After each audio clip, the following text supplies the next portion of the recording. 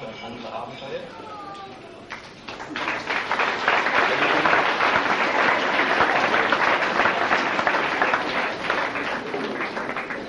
Und der Meister der Pilze, Terence McKenna.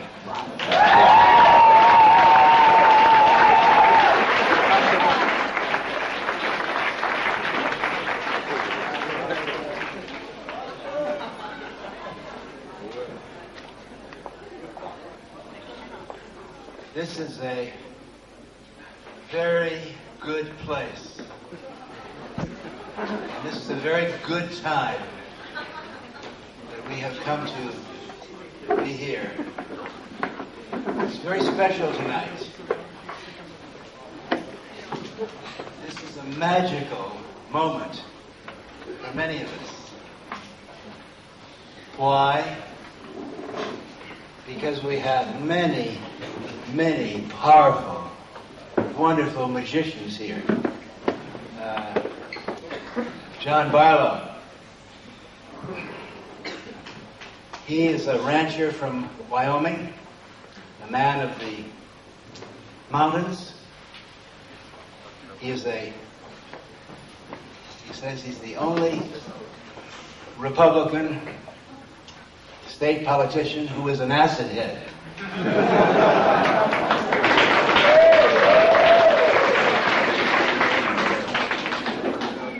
He has written some of the most moving and wonderful lyrics for a rock and roll group who is part of our life, the Grateful Dead.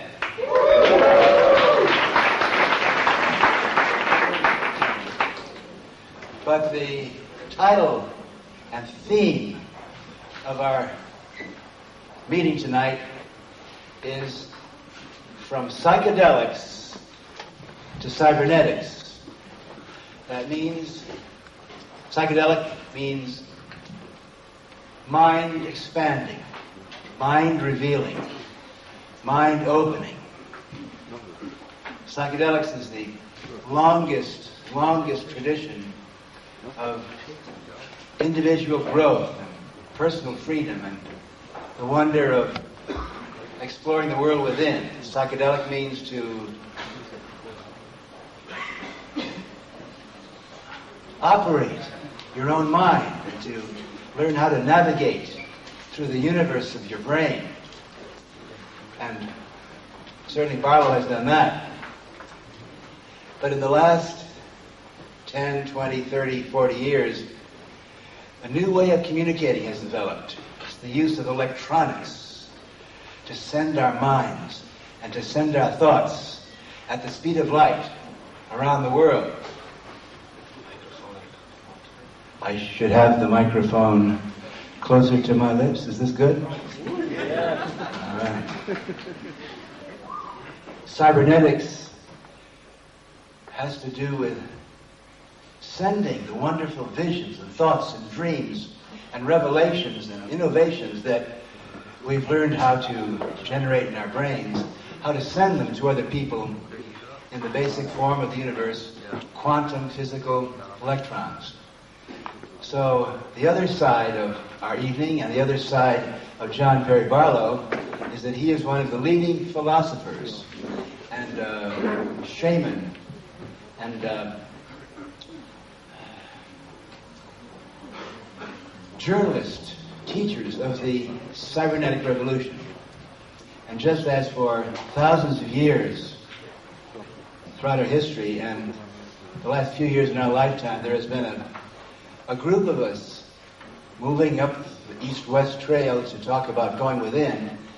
Now, in the late 20th century, there's a group of us that are involved in the cybernetic communication. So in the last few months, John Perry Barlow, Mel Sehols, and Terence McKenna and I have met not just as psychedelic, shamanic, inward explorers, but as members of a new community. You call them cyberpunks, or cybernauts, or people who are learning how to use electrons, computer screens, television screens, not for the corporation, or for the government, or for an institution, for the personal growth and interpersonal communication. So John Barlow is certainly entitled to be called psychedelic and cybernetic in his magic. Mel Sehos got his PhD at Oxford University in England, studying the linguistics of James Joyce. And, in the English language, one of the great pioneers of psychedelic brain exploration is the great Celtic bard James Joyce.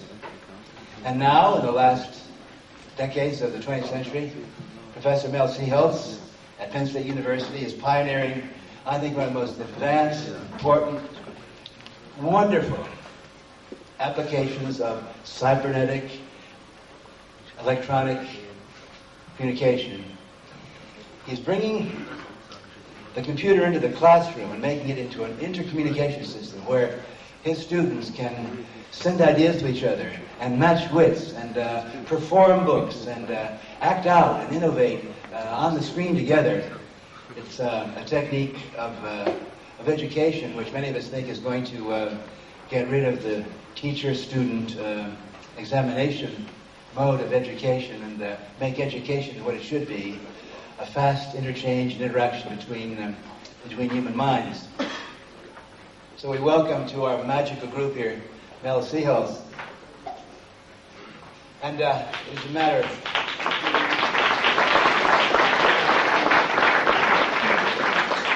of great honor and wonder to me that when we walked into the restaurant across the square here tonight to get ready for this wonderful meeting, that sitting there in the restaurant was Terence McKenna. And Terence McKenna is a major legend, as you all know. In the last 10 years, he's emerged as the most poetic spokesperson, the most eloquent poet, and the most rigorous philosophic voice to help tie our psychedelic experiences to the ancient tradition of shamanism and above all, Terence, to me at least, represents the most important bridge of our species to the botanical and plant and wisdom that has been passed on for thousands of years. So, speaking of cybernetics and cyberpunks, Terence McKenna was with us, was it 2 days ago or 1 day ago or a year ago? Long day. Yeah, long day. At a cybernetic meeting in Linz, Austria. So please welcome Terence McKenna.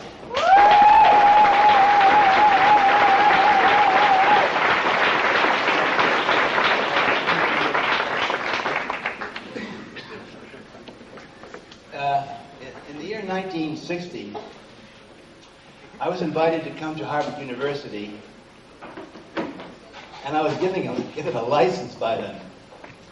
They asked me to come to Harvard to develop new ways of behavior change. Ha ha. I didn't know, and certainly they didn't know that that invitation was to bring in my life, to many of our lives, an opportunity to really bring about changes in the human psychology. The first 6 months that I was at Harvard, actually in the summer of 1960, I was in Mexico, and a wonderful, legendary American psychologist, Frank Barron.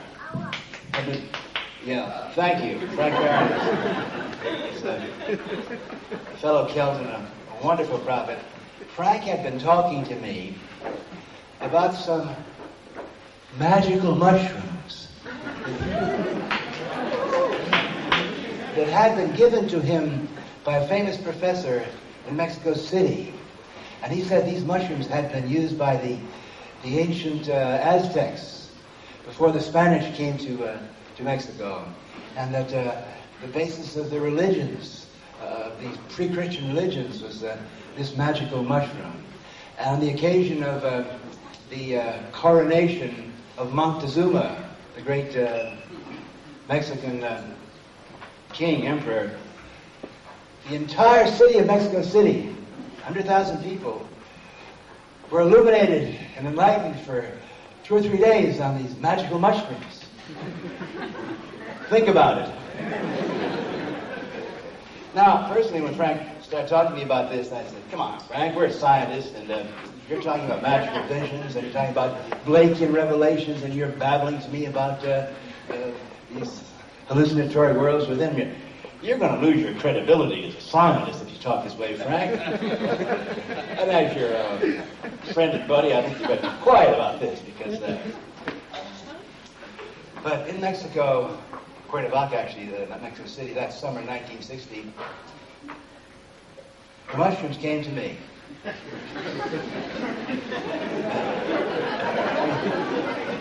I quoted John Cage, the great American musician, who told me in 1961, Timothy, the things about the mushrooms is they're very magical.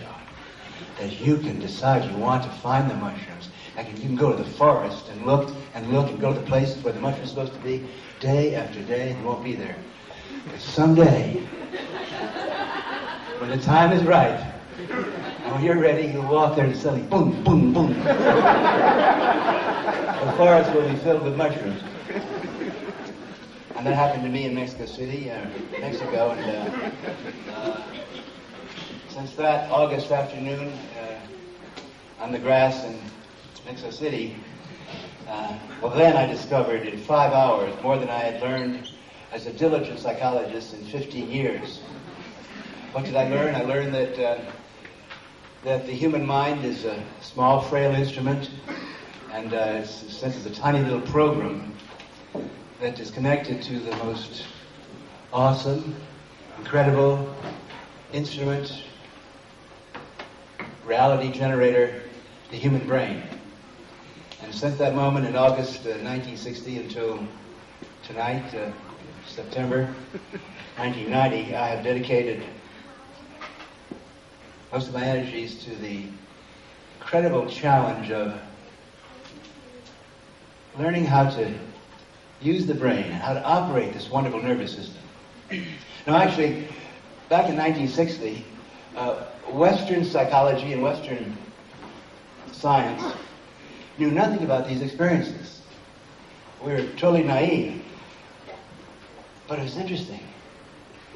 When the word went out that there were a group of square Harvard psychologists seriously attempting to study the effects of the magical mushrooms on the human brain, suddenly, like the mushrooms themselves, there became popping out of the global landscape people that were just there to tell us, hey, the mushrooms have been going on for thousands of years. That people that get involved in this journey within, hey, that's been going on for long before psychology was invented.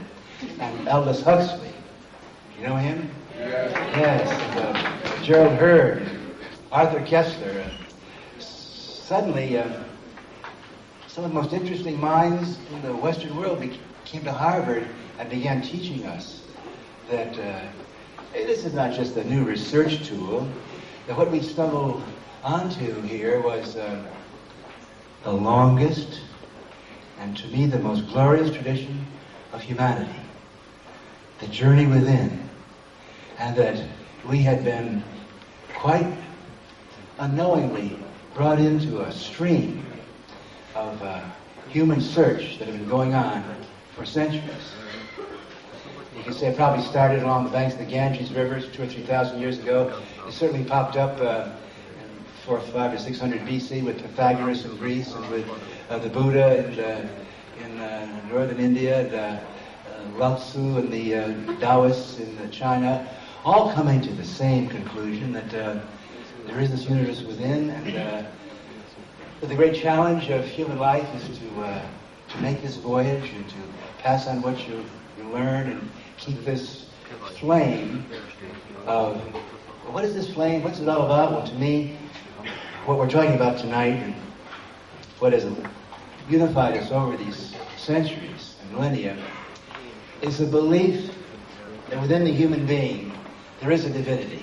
And if you're going to find a God, you're not going to find him up there.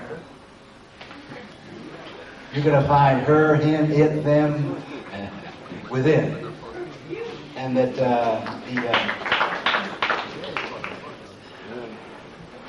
the search is timeless because the possibilities are infinite, but there's a very clear line of descent that brings us to this room tonight with the four of us here and many of you out there who have dedicated our careers to the pursuit of this wonderful goal. One of my favorite duos or teams, and by the way, the wonderful thing about the inner voyage, the psychedelic experience, it's not a lonely pursuit. You can go off and shoot up heroin, or you can go off and do other things, but the thing about the psychedelic plants and foods that open up the mind is, you can never do it alone. You also have to do it with other people. It's in a commune, or in a group, or a school, or a tribe. Give it any name you want, but the possibilities of the human brain are so enormous that when the brain is turned on, and when suddenly the brain is awakened and activated and booted up by the wonderful botanical triggers we have, my brain wants to find other brains that she can talk to.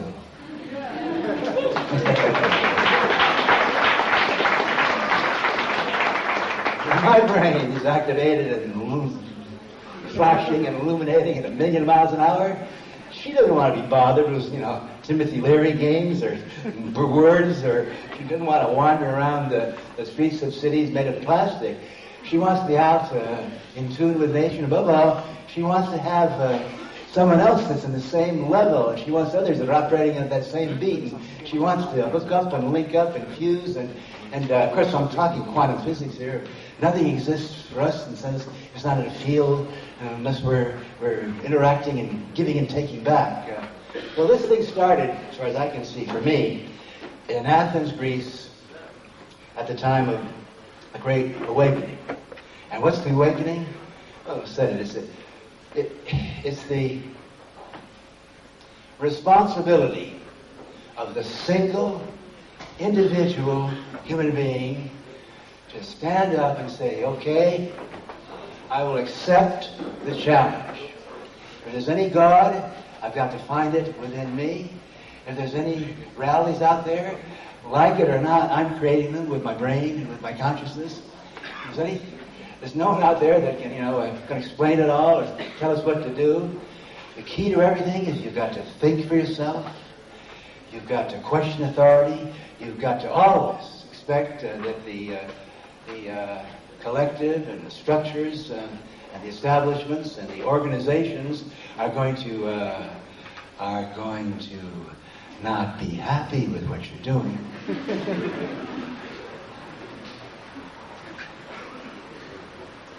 I was at a New Age festival a few months ago in San Francisco where there was a meeting somewhat like this. I don't like the word New Age, but there was a place, a big room like this where there were all these booths, and there were literally 200 groups of people with different avenues, different techniques, different tools, mind machines and crystals and massages and herbs and you name it. Any way that you can activate your brain or somehow get your body and your brain moving together. And a reporter came up to me and he said, well, Dr. Larry, don't you think this is pretty disorganized? What's this all like? God damn right, it's disorganized. Because if it's religious, it's got to be disorganized. The ultimate oxymoron, the ultimate contradiction in terms is organized religion. And the impertinence and the impudence of men who can set themselves up, they're going to organize the divine process that has been going on for billions of years. So, get back to Plato here. I like Plato because Plato is the person that right now for me explains the relationships between the psychedelic within and the cybernetic. And certainly Mel Seaholtz and John Barlow are better educated than I am, but help me here. But to me, Plato was saying there is within human consciousness ideas. And ideas are clear, they're perfect. The Platonic idea, it's in your brain is, that's what your brain's flashing on. Of course it's perfect. But the problem is, according to Plato, and I think most of you will agree, the problem is when you try to translate the glory and the novelty and the insanity and the silliness of any idea you have, you try to put it into words, English or German, you try to paint it, it's a second-rate artificial fabrication and can't possibly express the living, changing, fastly moving truth of how the brain operates. So in this great parable of the cave, Plato said, we're just, what you think is real is just the fabrications, your fire on the cave wall, but in there, out there, there are the ideals. And Plato implied that there were ideal forms that, to me, gave us this ambition, this hope that sometime in the human future we'd be able to have a technique of communication that allow us to express and show and send to each other the silliness and the wonder and the living technicolor, jumpy power of what we can think. And that's what cybernetics can do, and that's what cyberspace means, and that's why the cyberpunk movement has emerged to empower the individual to communicate at the speed of light using electrons and using technologies that John will talk about later to create electronic realities. Now, this tradition that has brought us here tonight and that has assembled on this stage for wonderful, legendary shaman, and has brought us with a group who created this wonder here. This has been going on for thousands of years. It's been going on in this valley. Terence said to me just a few minutes ago, within 50 miles of this place, Cro-Magnon, Neanderthal, Celts, the alchemists, the Romantics, an endless stream of visionaries through the Neckar Valley for 50,000 years. And here we are. And within 50 miles, that's time. How about the space? Within 50 miles? The greatest alchemical press in history was operated by Theodore de Bry in Heidelberg. That's it. What about all the MDA started? Every drug. Try to think of a psychoactive drug that was not discovered within 500 miles of Berlin. There isn't one. The only psychoactive drug that wasn't discovered by a German was DMT, and Czechoslovakia gets credit for that.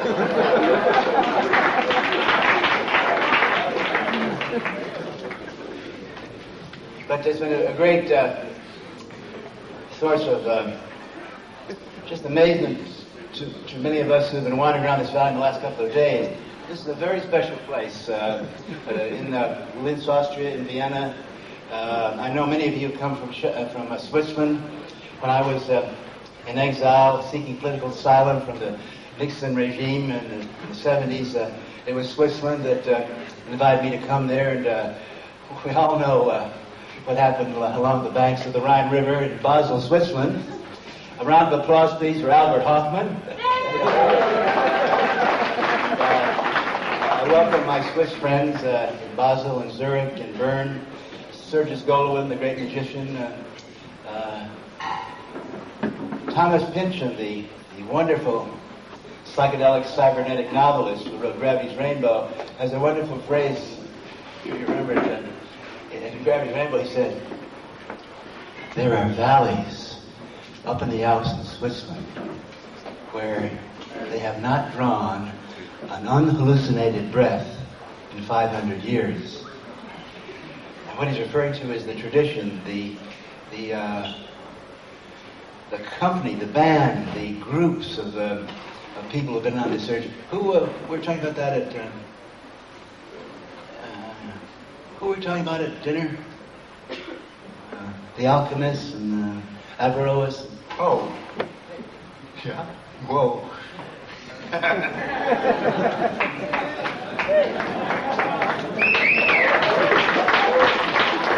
I don't remember what we were talking about at dinner. Because I was thinking throughout dinner how I had suddenly found myself at that moment in the journey, when you go on a journey, and I think it's nice to be talking to an audience of magical thinkers, so I don't have to explain all my terms, but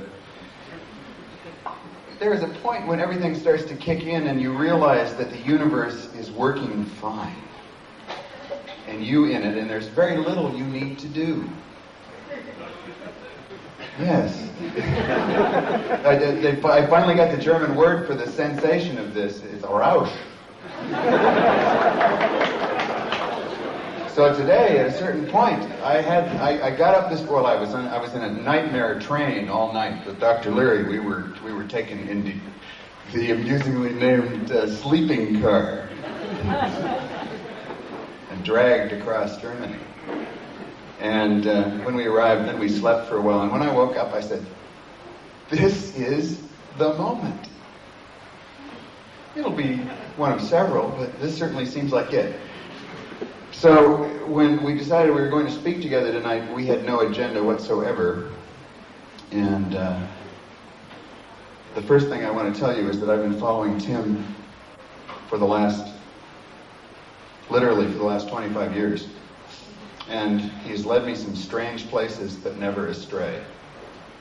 I didn't know I was going to be here tonight at this time yesterday. But I knew he was coming. And I thought, okay. And now I find that what I meet are you people, and this is another manifestation of what I call the great work, which is that undertaking which began with Plato, and the perception that there was a Platonic reality from which we had been separated. The perception that reality was an opinion and not a fact. Yeah, do that again. I bet they got it the first time. It is. We make this stuff up as we go along, we really do. But we make it up together. We make it up in accordance of some kind of marvelous auto-conspiracy in which we are all members. Some of us know that we are. I think many of us know that we are. We just have to be very attentive and wait for instructions. Recently, the instructions have started to tell me, I was mystified at first, but instructions told me that I should get involved with computers. And I had this sense of computers as being golemic machines of totalitarianism in which everyone had a file and from which the state and the institution would reach out and grab you. I didn't realize that we could use them to grab back.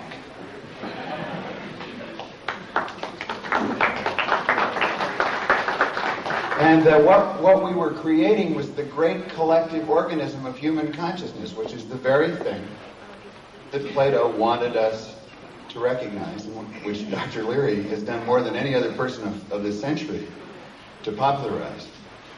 The process by which the flesh will become word. The body shall enter the world of the spirit. And we will do this together, and oddly enough, we're going to use a techno fix like computers to get it done with, but we actually are on our way. In the United States, we have computer networks on which there are millions and millions of computers talking to one another all the time. You can send out a little bit of information into that net, and it's like sitting on top of a giant beast, and you prick it, and it shakes. You don't know how to control it, but you don't feel like you have to. You're part of it, and it's part of you. I don't know if this is happening here, but it will very shortly, I assure you. Just be ready when it comes. Now, what were we? You wanted me to talk about something from dinner? Oh yeah, here actually. One of the people that makes me realize that I'm not a complete crackpot is Terrence, who is a complete crackpot and the most inspired man of my present acquaintance. God bless you. An hour ago, I didn't know I would stand on this stage, so before you give your attention to me, I'd like you to give your attention to the person sitting next to you, to the person sitting behind you. You see, political circumstances have forced us to camouflage ourselves. We look pretty much like everybody else. But an event like this brings us out of the woodwork. This is your community. This is your affinity group. Whatever you need, somebody in this room knows how to get it.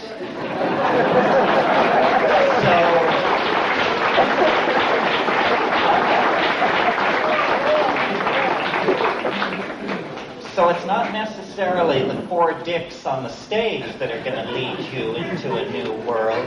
It's what you do for yourself to make this inner journey. As Tim's mentioned, we've all been down in Linz thinking about virtual reality. And of course, for an American to come to Germany is to think about the great changes that are happening here. And I kept asking myself, what is the uniting theme between psychedelics, virtual reality, and Germany? And the answer is radical freedom. Radical freedom. Radical freedom doesn't mean giving somebody the vote. Radical freedom means the right to take over and control our own destiny and the destiny of this planet. Radical freedom means recovering our birthright. What would you think if somebody attempted to take your sexuality away from you? In the suppression of the psychedelic experience, the masters who make the rules have taken away a major slice of what it is to be a human being. This is intolerable. We have been robbed of our birthright by the frightened, the constipated, the narrow-minded, the stupid, and the afraid. Take back your mind. Take back your mind. That is the message. Now, the psychedelic experience is always criticized, irrelevant, narcissistic, self-indulgent. No, the psychedelic experience is the replay of human history in the individual mind. Right. If you don't know where you came from, you don't know who you are. Part of this movement into the future is a recapturing of the archaic, the ancient, the prehistorical. And Tim said it, that's the Cro-Magnon religion of orgy, psychedelic ecstasy, and group sex.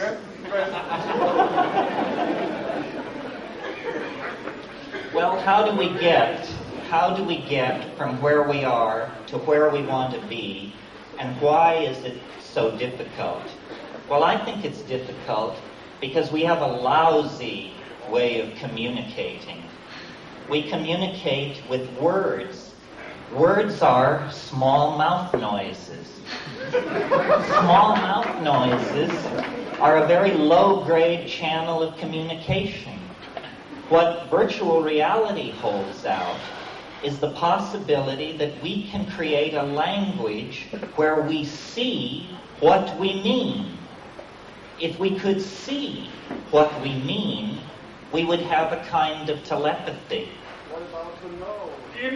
To see is to know. To see is to know. There's no ambiguity in sight. Ambiguity. Just do it. No, I see. Best is best. Was sagen Sie? Was sagt der? Was uns? Was gehabt? Let's lead me back to something I understand. Anyway, the last point I want to make, because I think this is very important. We all talk about psychedelics, the impact on ourselves, the individual experience.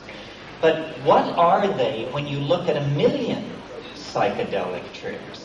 What does it do to society? What it does is it dissolves boundaries. It dissolves the ultimate boundary, which is the ultimate fakka, which is ego. Ego is something invented by frightened people 20,000 years ago as a way to suppress women, as a way to suppress sexuality, as a way to suppress the wonder inherent in the world. Psychedelics are catalysts for the human imagination.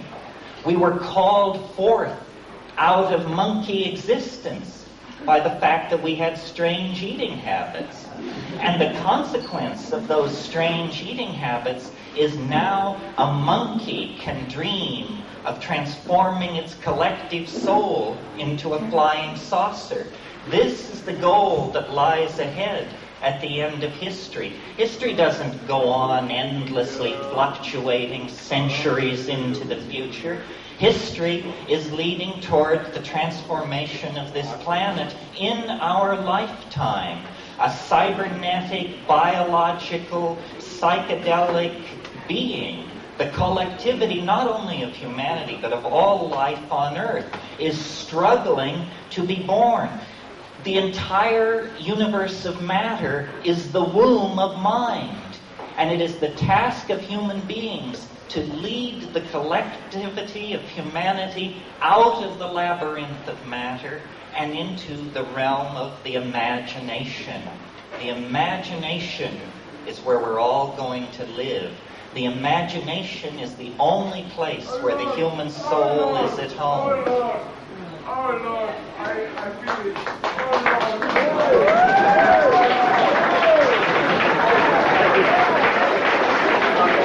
Well, it's a good thing he feels it, because that's all I have to say.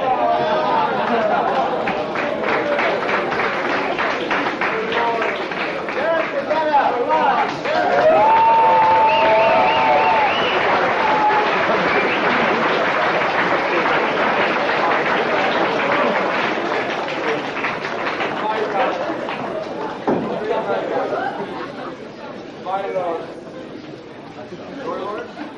you are Lord. You are really Lord. Lord. Why this is going on? Oh my Lord. I'm sorry. My Lord. Where is my Lord?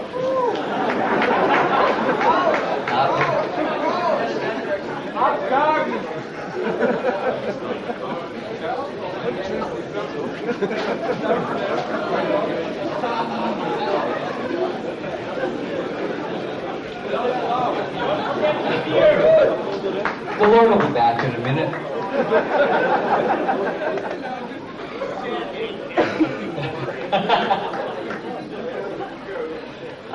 How many of your students? Any of you students? 2? How do you do this? You go to class, right? Sit there, take notes. Where are the students? Lost you. Okay. Take notes, right? People like me stand up in the front, usually in a tie, and tell you what to know, right? What do you think? Good way? Bad way?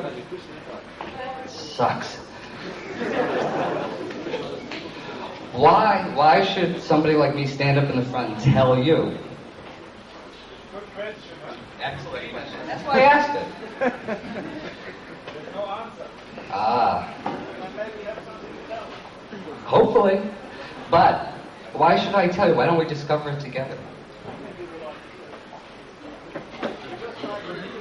You like to hear. Well, I like to hear too, so why don't you talk to me as well? Yeah. Oh, so why not have this like a classroom? Right? Do you have classes like at 8 o'clock in the morning? My classes are 8 o'clock in the morning. Imagine walking to class after a night like this. I'd rather meet when I feel like meeting, when we all feel like sitting around.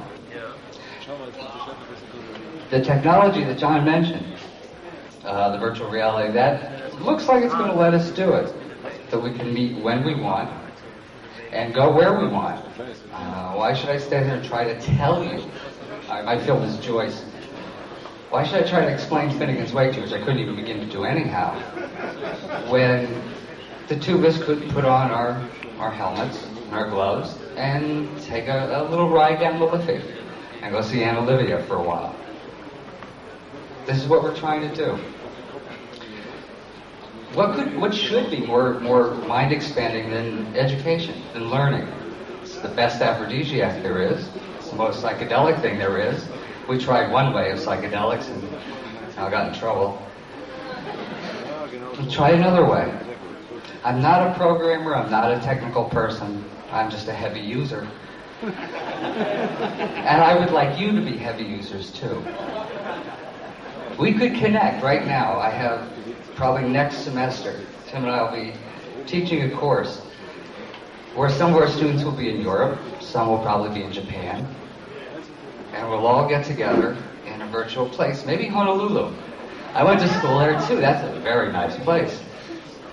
Yeah, why not? Why not? Sit on the beach, certainly be sitting around in a classroom on those uncomfortable chairs. Anyway, that's what we're trying to do. Psychedelic and cybernetic. Make education that way. Instead of, I don't know how it is here, but in education, we, the professionals, so to speak, have killed it. We've made it so dull and so boring. Our students sit there, nod off, and jot down little notes.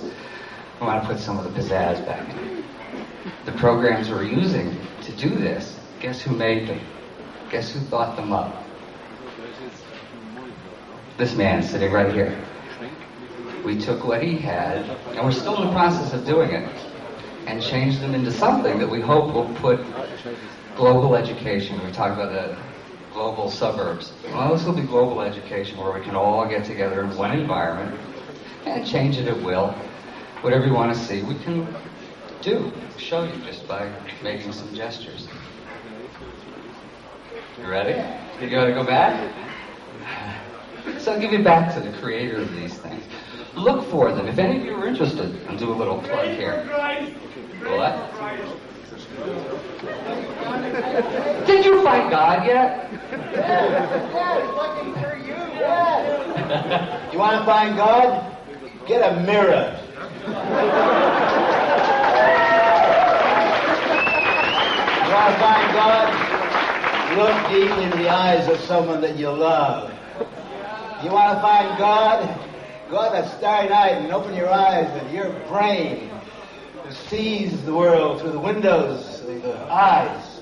Your brain will pick up starlight from a billion other planets, and each one of them's got a God. Listen, we got gods.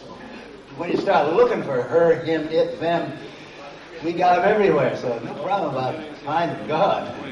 It's just learning how to operate the divine instrumentation that will keep us in touch with each other.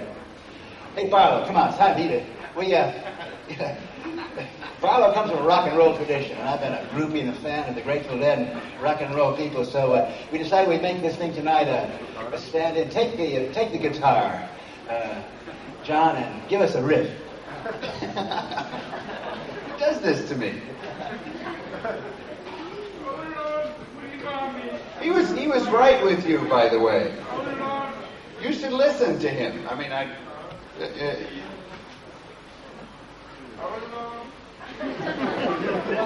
yeah, well, all right. Okay. He's got the right idea, actually. No, I mean, I hope that everybody here who doesn't have this idea is looking as hard as he is, and I hope most of you are being a little more successful. But never discourage the search. Anyway, I wanted to. While I was listening to Terrence talk earlier, I had 150,000 ideas, but one of the things that I am very familiar with as a writer, especially somebody who writes with music, is the utter inadequacy of language to communicate anything of value. I mean, it's as though somebody gave you the opportunity to make a full working model of a fog bank and the plans and everything else, and then told you to use bricks to build it with. Words are bad materials for the flow of reality that you saw up here earlier when you saw the Mandelbrot set being animated on this screen. That's the way it comes together, and that's the way it feels like, and there is nothing in language that can prepare you for that but the thing itself. Now we have the opportunity to communicate with the thing itself instead of talking about things in a very short period of time, owing to the combination of virtual reality, which is the ability to be present in the immaterial, and present where you can't be. I mean, present as an insect. Or that, too. Absolutely. To have your mind inhabit spaces that have never been physically inhabited and never will be, like the surface of the Mandelbrot set, which is actually a multi-dimensional environment. You'll be able to fly around in there very shortly. It isn't possible to talk about this, but it's now possible to share it, and that's what we're on the margin of right now. And let me finish this. Well, at least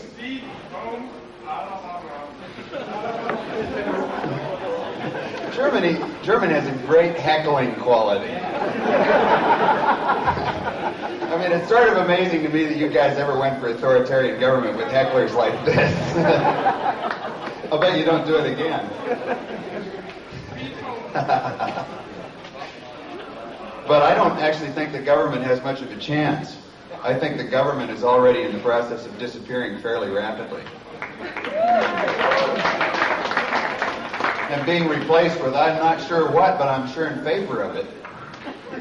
Whatever it is. And it all has to do with the ability finally to communicate as we really are, with the presence of the thing itself. And to be in community.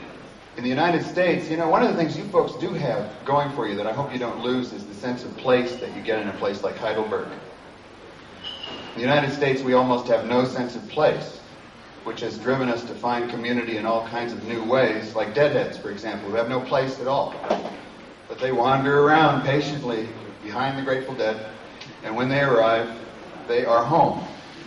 Home is everywhere. But if you actually happen to have one, it's a nice thing to hang on to. And so is the community of those people who live in it. And if you can't hang on to it, or if you want an alternative, I mean, I live in a little town in Wyoming of 1,000 people. And I'm there about a third of the time, and a third of the time I'm here on the road, and a third of the time I'm in cyberspace, sitting in Wyoming, but on the net, and getting hundreds of email messages a day. And actually finding it an interest in responding to them, feeling the net sort of glisten and dance. I push back and it pulls me. And this is an experience which all of us are going to have a lot of the time, and I commend it to you highly. But one thing you will find in that experience is community. You will find, without liberated from place and economics and race and prejudice, since nobody has a body in there, you can't tell what they are. They're whatever they make themselves to be.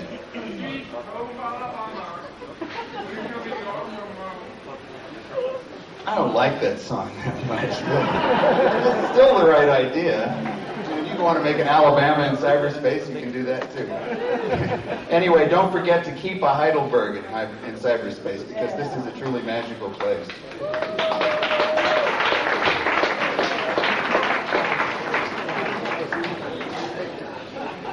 The most interesting part of these adventures is, of course,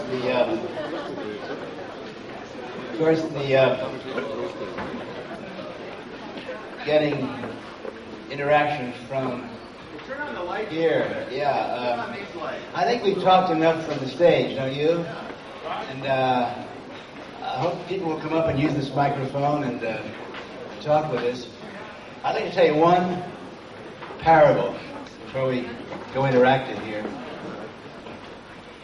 Barlow, being a lyric writer, has the ability to package thoughts. In the last 4 days, I've watched him say that the territory, that is, the Earth itself, is the map. And switching around the first words of the Gospel of John, is it? Now the flesh becomes word. In other words, as we learn from quantum physics, We're all information, bits and particles, and the brain is simply an instrument of spinning out and receiving information. So I'd like to tell you this parable that means a lot to me. To illustrate Barlow's point that it all has to do with language. And the electronic language is the language of Plato. Suppose I were to say to you, the boy fell out of the tree. Now those 4 or 5 or 6 words have meaning only, any meaning, only to someone who understands English, which is about 20% of the human species. Half the people that think they know English don't even know it.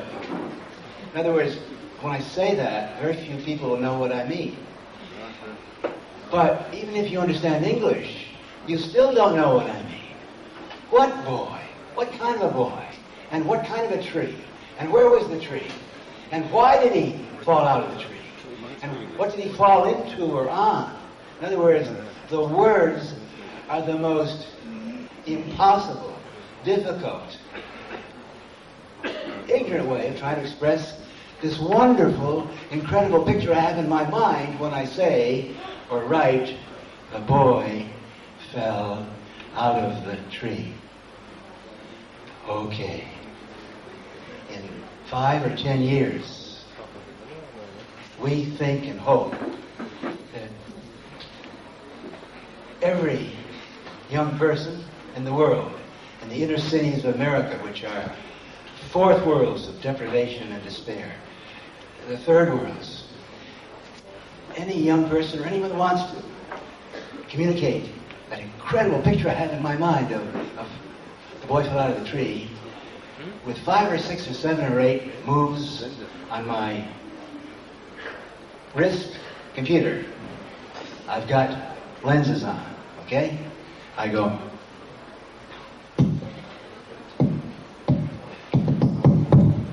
And on your screen, and my screen, suddenly you see a 40-foot tall palm tree. Half of the leaves are diamond, half of them crystal, and another half are rose petals.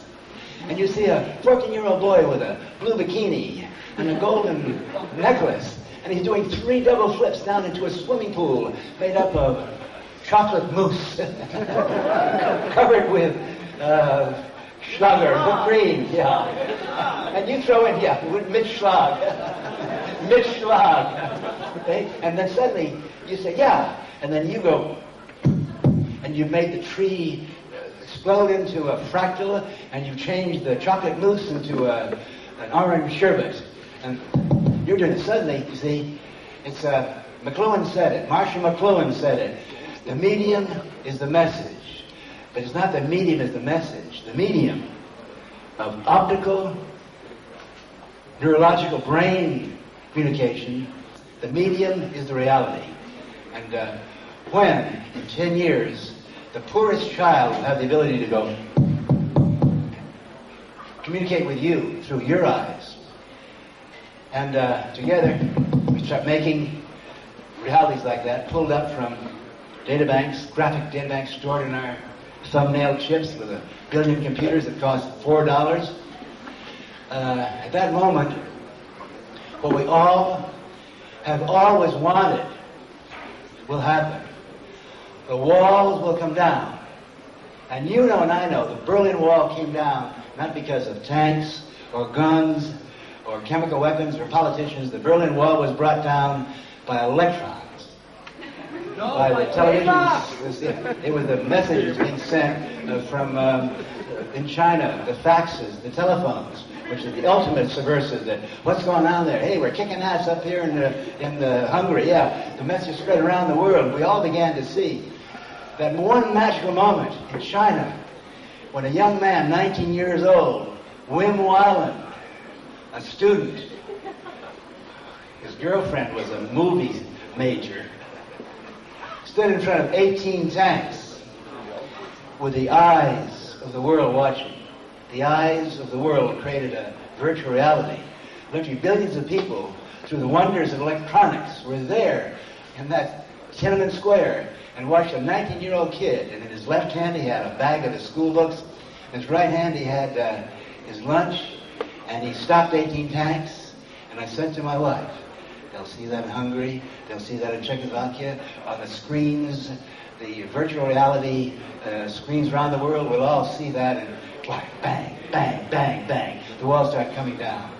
So, what we're about here with psychedelics, the cybernetics, is we want to bring down the walls of language, the upper class language and the Cockney language, the poor language, the German language that keeps us apart from the English-speaking language.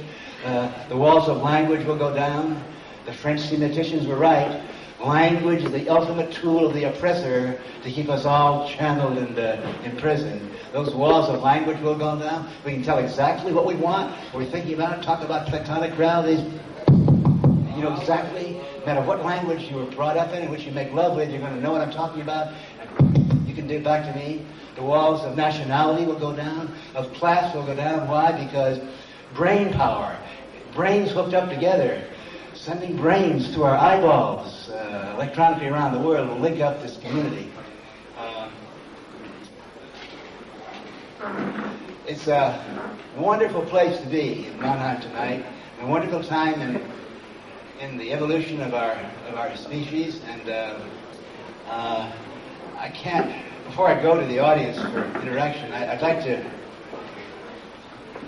with a heart full of admiration and love, I'd like to bring on stage and invite you to send a message of love to, see, every little valley in the world has its shamanic person, its legendary person. We've got an organization, a group, it's been called the Alchemists, and it's been called the Auto Conspiracy, yeah. Throughout history, there have all been some of us that have known individual freedom, hooked up with other individuals. There are plants and vines and roots that will help you get into your brain, open up your brain, send it out. In Switzerland, there's Sergius Golowen. The Swiss here know about Sergius.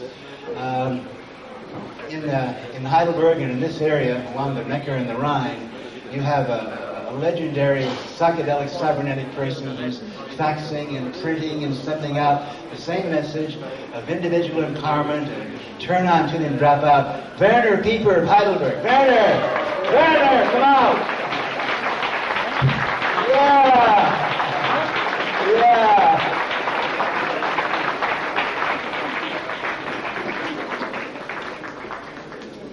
Hello, I said hello to again. Well,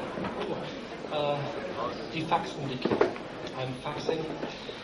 I tried to find out a few things, and Tim asked me to find out about the history of his father. His father, he said, the family knew, studied in Heidelberg in around 1910, 1914, something. So I went to the university, did some research, and found out there was no Mr. Leary in Heidelberg between 1900 and 1930. So the whole family was thinking he was in Heidelberg, but now nobody knows where he was. I don't know if in 30 years you might think you saw Timothy Leary in Mannheim, but are you sure it's really him? Werner Weber. You want to take a riff, Terrence? Come on.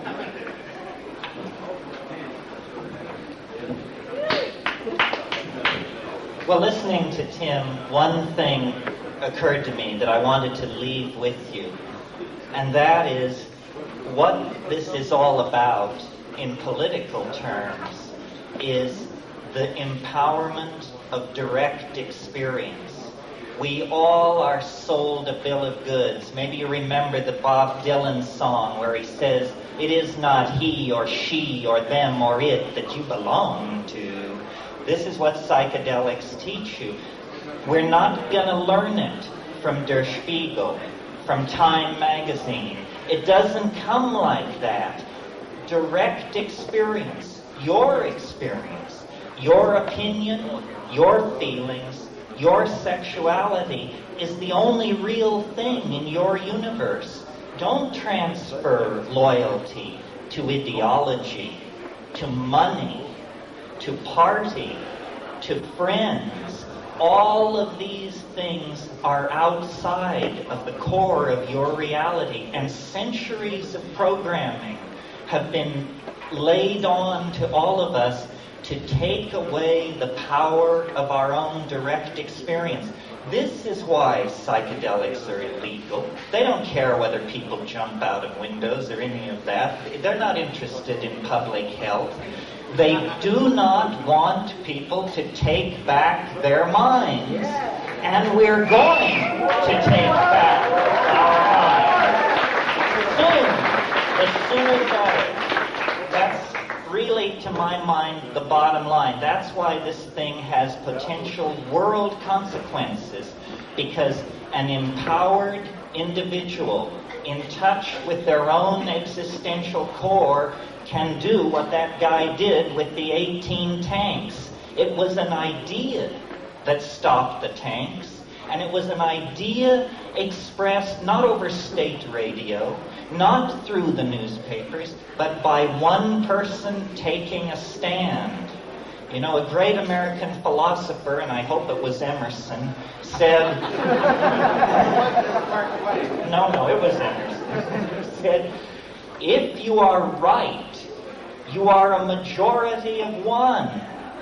You are a majority of one. And this is what we all need to realize. We are responsible for ourselves, and we will set the agenda for the human future. The mushrooms once said to me, you must have a plan. If you don't have a plan, you will become part of somebody else's plan.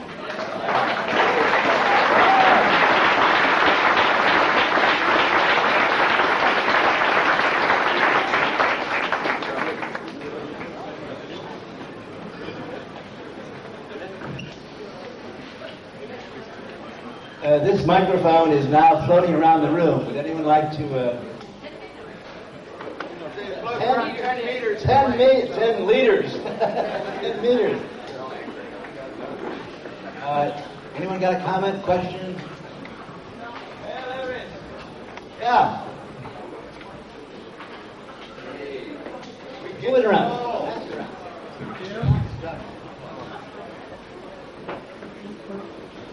Nobody wants to speak?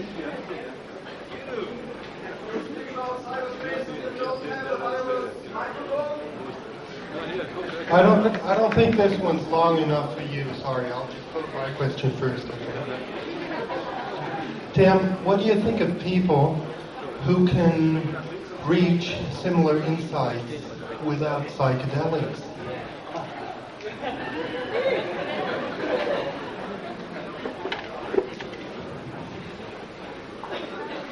The human brain is a collection of, or a network, or a universe, or a galaxy of 100 billion neurons.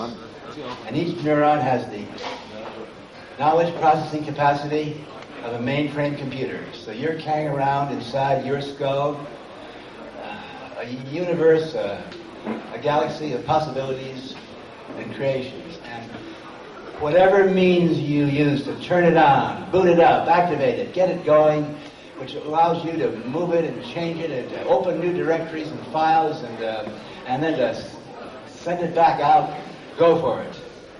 I say you're crazy. I'm crazy, right, absolutely. Crazy, the place you start. No argument. Any other question? Yeah. One back there. I have no question, but I want to say the youngest news I've heard of you, 20 years old, but I'm glad to meet you in the present. Yeah.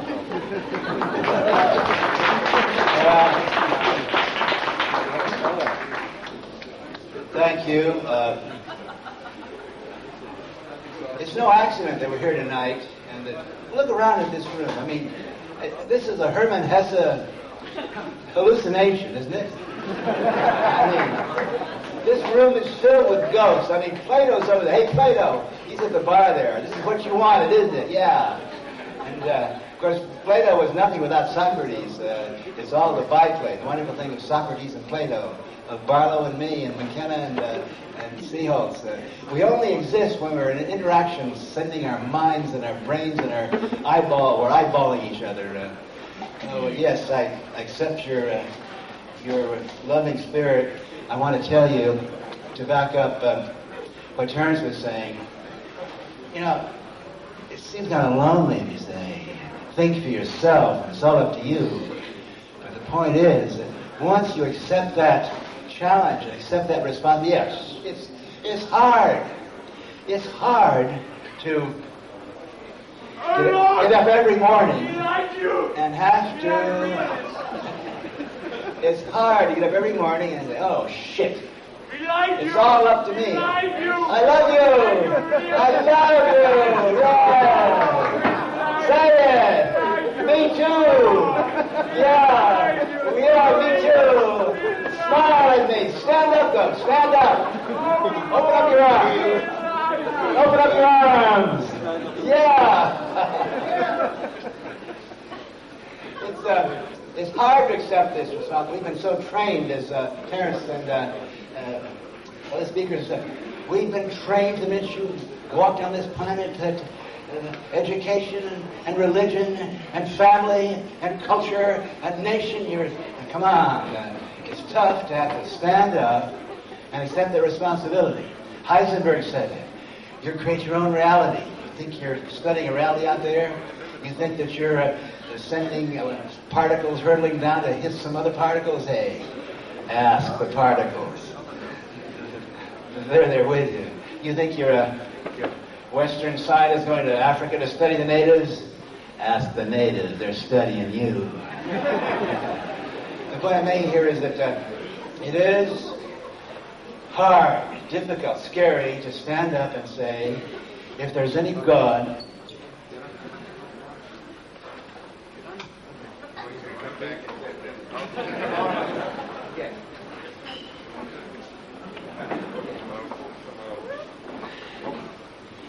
the message is, in 2 minutes we're going to have a break. And then you're going to come back and we're all going to create a God link-up or something. I was recognizing the scariness of this option, that your brain creates your own reality. Just as the ancient Hebrewic tradition is, you should never mention the word of G-O-D because, it's taboo. The brain is the taboo organ now. You're not supposed to think about it. You're not supposed to learn how to change your brain, activate it, boot it up. Sartre said it. Give me a T for Texas. And a T for Timothy. Yeah. We'll continue in about 15 minutes. I'll finish that story too. Hey. I want to ask you. Yeah, in a minute. In 15 minutes. Come back. We'll be back. We ain't going nowhere. No. Poetry and some facts. Just the facts, Max. Just the facts, Max. Here he is, John Perry Brown. Oh, it occurred to me while we were backstage that, whoa, that's a very loud mic. Hot mic. It occurred to me while we were backstage that we've been tossing around terms like virtual reality and cyberspace as though everybody here knew what we were talking about, and I didn't. Does anybody have any idea, or are you interested in knowing more? Okay, all right. Cyberspace, I'm just going to do this very quickly just to define our terms. Cyberspace was identified or predicted. Well, either they can talk more softly or you can listen louder. But the mic shouldn't be turned up anymore. I know that. Cyberspace is something that William Gibson wrote about in the book Neuromancer. I don't know whether that's over here if people have read that yet. Read Neuromancer by William Gibson. It is a book about a not terribly utopian time in the future. I mean, at that point, I hope we're doing better than the people in this book. But it identifies this vast space in which all information is stored as though it had being, and people enter into it. And and manage information from within it. That's called cyberspace. William Gibson, at the time that he wrote about this, had never seen a computer network, did not use a computer. So he didn't know that cyberspace was already in existence, and had been for a while, and has been really since the invention of the telephone. Cyberspace is the place you go when you make a telephone call. It is the place where all of your money now is. All of your money is there. Most of your business is done there. Nobody has identified this place, and it's the most important place in the world now. Really. So, one of the reasons that people haven't identified it was because they had no electronic means of being there. And they'd been trained by the state not to use their imaginations too much, so all they thought it was entering figures onto the screen and having other figures come back. Virtual reality is something that was invented by a friend of mine named Jaron Lanier down in Redwood City, California. It involves putting on iPhones, through which you see nothing but computer-generated reality. You move your head, and there's a tracker, which takes note of your body. So you can move around in this space, which can be as real or as fantastic as you like. And you've got a hand, usually. You can pick things up with it. There's a glove on your hand that models your hand. So you can move things around in there, and you can fly by you pointing your finger. This already exists. Unfortunately, it's very high-tech right now. What we see happening is that very shortly, it'll be possible to be there in cyberspace using these tools. So that's when people say virtual reality, that's what they mean. And it is basically here. It just needs to be made a lot cheaper, which it will be if there is a market, which you should become. Become. Yeah. Come on, give me a little flesh there. Come on. All right. No. Oh, God. Love it. Thank you. We love you. Now, I'm going to have Terence McKenna come. And since the audience is not asking the question, we wanted to. Come on, get more rowdy, but we're going to try to say, I know. Why is he? I know. Go out there. Anyway, I've asked Terence McKenna to rave a bit. So here to rave is Terence. Hold him off, Tim, while I get my act together. Well,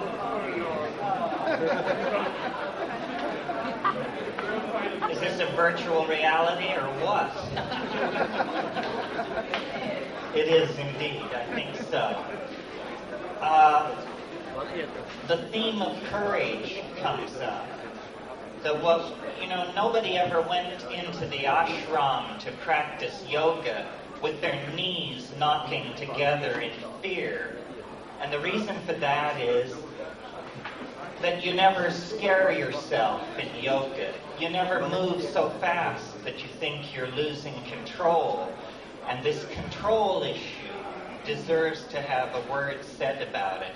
If you want to find your way into the psychedelic experience, you have to practice surrender. You have to practice giving yourself over to something you can barely understand. We like you. Hold the microphone closer to your mouth. Why? The people in the back of the room can hear me screaming. Anyway,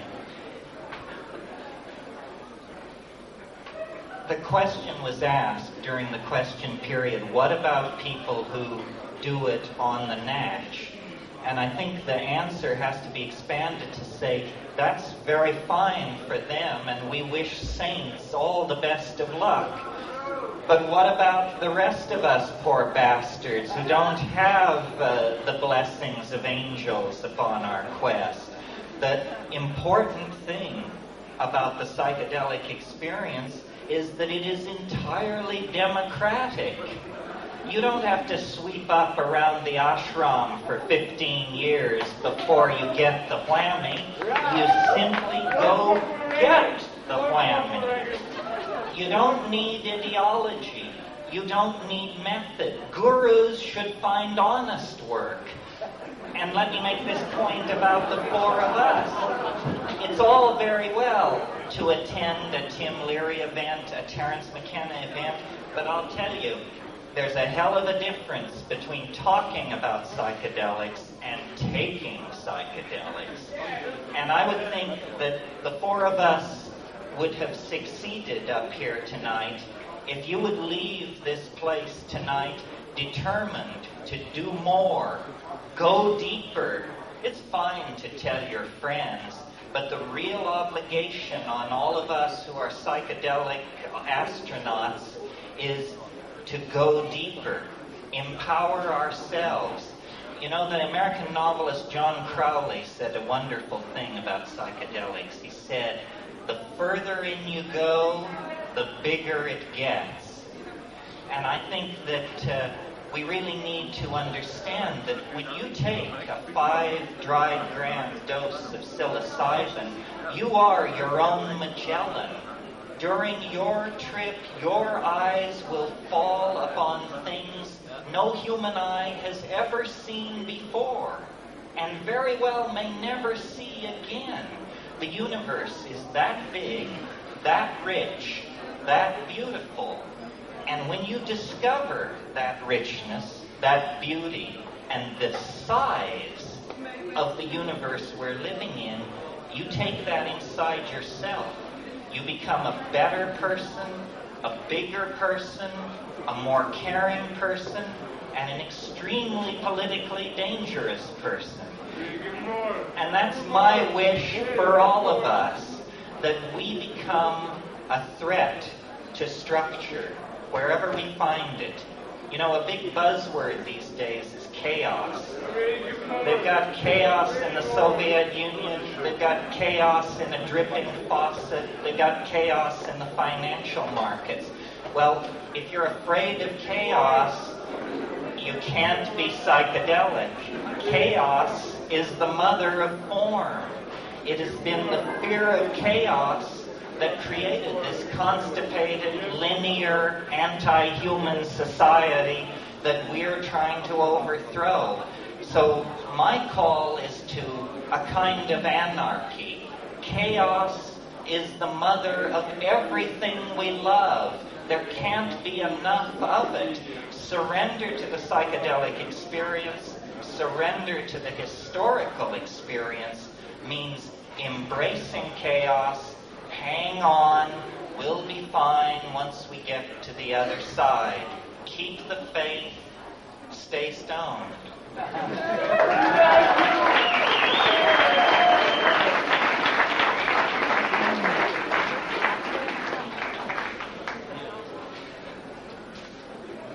I talked with Terence on the couch a few minutes ago, and tell you what I told him. It's a rare and wonderful moment in the history of someone who has been a light carrier or a message sender on this long path. Terence said before we got on stage today that basically we are sending out ideas. We call them memes. We're sending out contagious ideas. We're sending out infectious ideas that will hopefully land in fertile minds, brains. Good idea at the right time. Suddenly start growing in your mind. So we're part of the longest tradition of human spirit. Belief in individuality. Fuck society. We've got to stand up and say to every God out there, fuck you, God. Yeah, every one of those monotheistic gods. By the way, you should never use the word God in the singular. You got to say God, God. There's one God. Get out of my sight. One God. And notice every time they say God, it's always Him. Our Father who art in heaven, thy kingdom come. What the fuck kingdom are you talking about? We don't want any kings. We want no lords. We want one gods. Every time they use the word gods, singular person, it's their God, my God, and I'm going to kill you if you don't agree. And he's always a male. One of our mottos is that you get the gods you deserve, you get the drugs you deserve, and you get the realities you deserve. And I started saying that I've been on this path for 30 years now, 40 years now. My obsessive, passionate belief in the individual human being, individual power, and every institution, every bureaucracy, no matter how friendly they are and how persuasive they are, they're going to protect you and love you. Fuck them. They're trying to keep you from standing up and becoming what you are. A single person endowed with a brain that can make you create your work. So,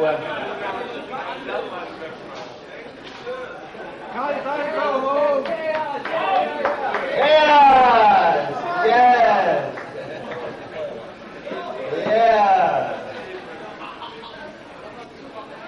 And what I said to you guys before, and I'm glad to share this moment with you, it's a great pleasure for someone in my age. And I want to tell you, I've seen things and been places, and I've met people, and my brain is probably the most well-used brain in human history. I mean, I want to tell you, I've used this wonderful brain of mine, and she's taken me places and heights and accelerations, and at this moment to know that there are people like Barlow and like Mel and Terrence carry on the work and saying everything I've been saying with more force and with more eloquence. I thank you, John, and I thank you, Mel, and I thank you, Terrence, and I thank you, Werner Pieper. Now, come on. We're having a little trouble with German-speaking audiences. Why don't you stand up, someone, and say something, and let's get an interaction going, huh? Okay, come on up, come on. I'm now, there's an American TV person called Donahue, okay? You got a question, okay. Well, where are you from? Huh? I'm from Idaho. From Idaho. Is that near Cincinnati, Ohio? No, that's all right. From Idaho, okay. Look at the audience. What do you want to say? Well, you see, I was once in India, you see, and I was with some spiritual movement, and they were talking about this blue spot. I don't know if you heard about it. The blue spot? The blue light, yeah, right. The blue light? Yeah, right. Yeah, well, I want to hear about it. Well, you never heard about that? Well, tell me about it. Well, for example, there's this Muktananda near... Muktananda? You heard about it? I heard about it, yeah. Right, he was talking about that Neil Bindu. That's the blue pearl. Is it wonderful? Right, just ask him. Do you have some? I'll take it right now. Give it to me. Come on. Where is it? Huh? A round of applause for the blue light. Okay.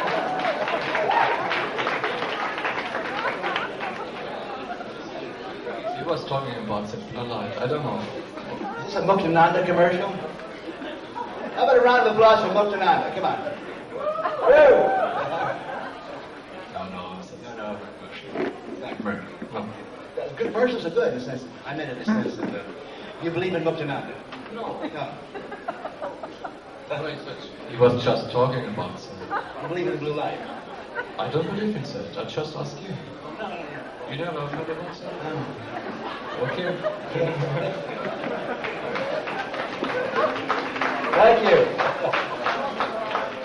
Any more lights out there? All right. Yeah, come on.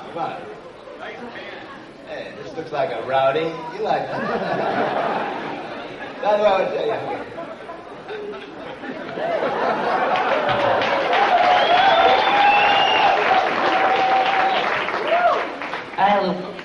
You know, I have a bit shaky knees. Yeah, and my English is not so good, so try to understand me that way. You said, no, wait, I think not you. You said, hey, empower yourself and fuck the public health And I said... You didn't say that. You didn't say that. But now I thought, for me it's the first time I get in contact with your ideas, and I thought, I came in and you said, fuck the ego. Yeah, but then, that's my problem, because now, for this reason I stand here. And yeah. But I thought maybe at the same time you said something. No, don't fuck the ego. I think you create a small minority, a religion just for minority. No, not everybody. I don't talk about us, man. I talk about everybody out on the street, man. And I think not everybody can understand you. That's the problem. I was told the way coming over here, well, this may play in Heidelberg, because that's a school, a university town, but Mannheim is an industrial town, it's a social democrat town, and there's street kids here. Well, you are for me. At the moment. Anyway, you're expressing a feeling that we're talking down to people or that we're special. Well, I don't know. The guy that told me about this said Mannheim's the place to be because the kids from Mannheim know how to party. I got myself in a corner here, right? There's no way I can win this one. There's no way I can win this, right? All right. Anyway, I want to tell you that no matter what's happening here, we've come to Mannheim and Heidelberg to have a good time and to share a good time with you. And it's probably time just to go party, huh? So let the party go on. All of us will be down among you taking drinks and... Hey, look, you have to give me an answer, man. You're talking about party. It's not my job to give you answers. And anyone that expects answers is coming the wrong place. So you ask Think for yourself. Think for yourself. Question authority. Don't look for answers. Think up some answers of your own. Once again, thanks to Heidelberg and Mannheim. Thanks to Werner Pieper. Let the party go on. We'll see you out there. So long.